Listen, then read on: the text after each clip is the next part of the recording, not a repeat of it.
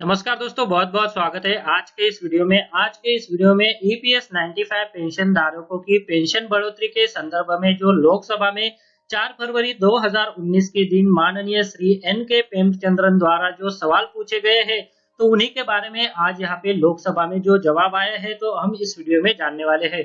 हम सभी जानते हैं कि ईपीएस 95 पेंशन धारकों की जो मांग है मिनिमम 7,500 रुपए पेंशन किए जाए और उसे डीए के साथ भी लिंक किया जाए। तो इसी के चलते लोकसभा में 4 फरवरी 2019 के दिन सवाल पूछे गए हैं श्री एन के प्रेमचंद्रन जी द्वारा। तो यहाँ पर जो है दोस्तों लोकसभा में जो जवाब आए हैं इन प्रश्नों के संदर्भ में, तो इसी के बारे में अभी हम इस वीडियो में जानने वाले हैं, जिसके तहत ईपीएस 95 पेंशन धारकों की पेंशन बढ़ोतरी के संदर्भ में अगले आने वाली सीबीडी की मीटिंग में यानी मार्च में जो मीटिंग होने वाली है तो उसमें फैसला लिया जाएगा, ऐसा बताया गया है। तो जी हाँ दोस्तों, इसी के बारे में अभी हम इस वीडियो में डिटेल में जानने वाले हैं। तो आप जो है दोस्तों इस वीडियो के साथ अंत तक बने रहिए ताकि ये जो इम्पोर्टेंट अपडेट निकल कर आ रहा है ईपीएस 95 पेंशन धारकों की पेंशन बढ़ोतरी के संदर्भ में, तो इसके बारे में आपको जानकारी मिल सके। तो चलिए दोस्तों, ज्यादा देर ना लगाते हुए इसको शुरू करते हैं। पर उससे पहले अगर आपने चैनल को अभी तक सब्सक्राइब नहीं किया है तो आगे भी ऐसे अपडेट जानने के लिए चैनल को फटाफट सब्सक्राइब कर लीजिए और उसके बाद जो बेल का बटन आएगा उसे भी आप प्रेस कर दीजिए ताकि जो आने वाले अपडेट है वो किसी भी तरह से आपसे मिस ना हो सके।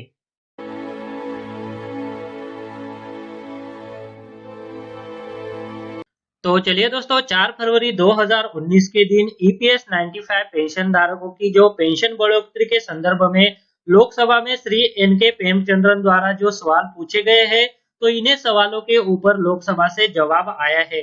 तो आज हम इस वीडियो में इसी के बारे में जानने वाले हैं। तो सबसे पहले यहाँ पर हम जान लेते हैं कि एन के प्रेमचंद्रन जी द्वारा कौन से सवाल लोकसभा में पूछे गए हैं। तो यहाँ पर बताया गया है कि क्या श्रम और रोजगार मंत्री यह बताने की कृपा करेंगे क्या कर्मचारी पेंशन योजना 1995 के पूर्ण मूल्यांकन और समीक्षा के लिए सरकार द्वारा गठित उच्च स्तरीय अधिकार प्राप्त समिति ने अपनी रिपोर्ट सरकार को सौंप दी है और यदि हाँ तो तत्संबंधी ब्यौरा क्या है। उक्त रिपोर्ट में निहित सिफारिशें और सरकार द्वारा की गई अनुवर्ती कार्रवाई का क्या ब्यौरा है। क्या सरकार का विचार उक्त सिफारिशों के कार्यान्वयन के लिए कोई कानून बनाने का है। यदि हाँ तो इस संबंध में की गई कार्रवाई सहित तत्संबंधी ब्यौरा क्या है। क्या सरकार का विचार कम्यूटेशन के कारण पूरी राशि के वसूली के बाद पेंशन से राशि की कटौती को रोकने का है। यदि हाँ तो तत्संबंधी ब्यौरा क्या है। तो इन्हीं सवालों के ऊपर जो है वो श्रम और रोजगार मंत्री स्वतंत्र प्रभार श्री संतोष कुमार गंगवार ने बताते हुए कहा है कि जी हाँ, कर्मचारी पेंशन योजना 1995 के पूर्ण मूल्यांकन और समीक्षा के लिए श्रम एवं रोजगार मंत्रालय द्वारा गठित उच्च स्तरीय अधिकार प्राप्त समिति ने 21 दिसंबर 2018 को अपनी रिपोर्ट सरकार को सौंप दी है।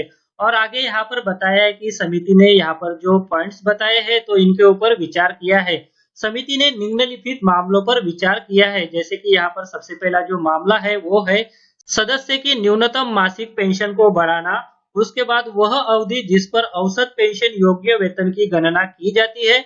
उसके बाद पेंशन के संराशीकृत मूल्य की बहाली करना। उसके बाद पेंशन के संराशीकरण के लिए प्रावधान को पुनः प्रारंभ करना। उसके बाद पूंजी की वापसी के प्रावधान को बहाल करना। उसके बाद मासिक पेंशन को निर्वाह लागत व्यय सूचकांक से जोड़ना यानी डीए के साथ जोड़ना। उसके बाद छूट प्राप्त प्रतिष्ठानों के कर्मचारियों को उच्च स्तर या फिर वास्तविक वेतन पर पेंशन का भुगतान। आगे यहाँ पर बताया गया है समिति द्वारा प्रस्तुत की गई रिपोर्ट जांच के अधीन है। कर्मचारी भविष्य निधि संगठन यानी ईपीएफओ से भी टिप्पणियां मांगी गई है। तत्पश्चात इसे इस वर्ष मार्च में आयोजित केंद्रीय न्यास बोर्ड कर्मचारी भविष्य निधि की होने वाली बैठक के समक्ष रखा जाएगा। तो यहाँ पर जो है दोस्तों काफी इंपॉर्टेंट और बड़ा अपडेट निकल कर आ रहा है, जिसके तहत ईपीएस 95 पेंशन धारकों की जो पेंशन बढ़ोतरी के संदर्भ में अगली आने वाली जो सीबीटी की मीटिंग है यानी मार्च में, तो वहां पर रखा जाएगा, ऐसा भी बताया गया है। तो यहाँ पर जो है दोस्तों काफी बड़ा अपडेट ईपीएस 95 पेंशन धारकों के लिए निकल कर आ रहा है। उनकी जो मिनिमम पेंशन की बढ़ोतरी की मांग है तो उससे जो है वो अभी सीबीटी की मार्च में जो होने वाली बैठक है तो उस बैठक में इस रिपोर्ट को रखा जाएगा। और यहाँ पर जो है दोस्तों ईपीएस 95 पेंशन धारकों की जो मिनिमम 7,500 रुपए पेंशन किए जाए और उसे डीए के साथ भी लिंक किया जाए, तो इन्हीं मामलों पर जो है वो इस समिति ने यहाँ पर विचार किया है और यही रिपोर्ट जो है वो इस कमेटी के सामने रखी जाने वाली है।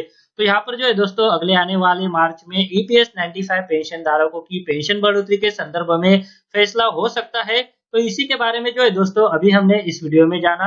अगर आपको ये वीडियो अच्छा लगता है तो इस वीडियो को लाइक कीजिए और दूसरों के साथ भी शेयर कीजिए, ताकि ये जो इम्पोर्टेंट अपडेट लोकसभा से निकल कर आ रहा है ईपीएस 95 पेंशन धारकों की बढ़ोतरी के संदर्भ में, तो इसकी जानकारी बाकी पेंशनर्स को भी मिल सके। तो बस दोस्तों, इस वीडियो में बस इतना ही। आगे भी ऐसे अपडेट जानने के लिए अगर आपने अभी तक चैनल को सब्सक्राइब नहीं किया है तो चैनल को फटाफट सब्सक्राइब कर लीजिए और उसके बाद जो बेल का बटन आएगा उसे भी आप प्रेस कर दीजिए, ताकि जो आने वाले वीडियोस है वो किसी भी तरह से आपसे मिस ना हो सके। इस वीडियो को देखने के लिए आपका बहुत बहुत धन्यवाद। अगर आपको कोई सवाल है या फिर कोई कमेंट है तो आप इस वीडियो के नीचे जो कमेंट बॉक्स है वहाँ पे कर सकते हैं। और साथ में दोस्तों, अगर आप मेरे चैनल पे पहली बार विजिट करें तो मेरे चैनल को सब्सक्राइब कीजिए और जो उसके बाद बेल का आइकॉन आएगा उसे भी आप प्रेस कर दीजिए, ताकि मेरे जो आने वाले वीडियोज़ है वो सबसे पहले आपको देखने को मिल सके।